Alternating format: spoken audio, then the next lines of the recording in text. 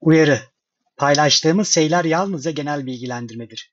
Teşhis ya da tedavi rehberi değildir. Sağlığınızla ilgili en doğru değerlendirme ve yönlendirme için doktor kontrolü şarttır.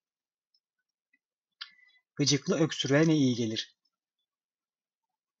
Gıcıklı öksürük, boğazda tahriş ve kaşıntı hissiyle ortaya çıkan ve özellikle gece saatlerinde rahatsız edici olabilen bir öksürük türüdür. Bu öksürük genellikle soğuk algınlığı, alerji veya kuru hava gibi nedenlerle tetiklenir. Gıcıklı öksürüğü hafifletmek için evde uygulanabilecek birçok yöntem bulunmaktadır. Bol su içmek, gıcıklı öksürüğü hafifletmek için etkili bir yöntemdir. Su, boğazı nemlendirerek tahrişi azaltır ve öksürüğü hafifletir. Özellikle ılık su, boğazı yatıştırarak rahatlama sağlar. Bal, gıcıklı öksürüğü yatıştırmak için doğal bir çözümdür. Bal, boğazı kaplayarak tahrişi azaltır ve öksürüğü hafifletir. Özellikle ılık su veya bitki çayı ile karıştırılarak tüketildiğinde etkisi artar.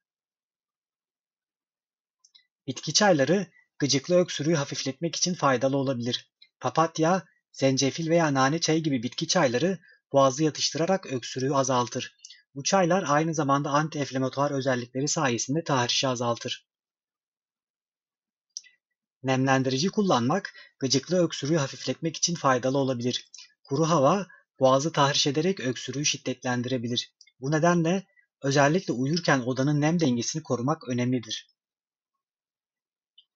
Eğer gıcıklı öksürük uzun süre devam ediyorsa veya şiddetliyse bir doktora başvurmak gerekir. Altta yatan alerji, enfeksiyon veya başka bir sağlık sorununun tedavisi için uygun ilaçlar kullanılabilir.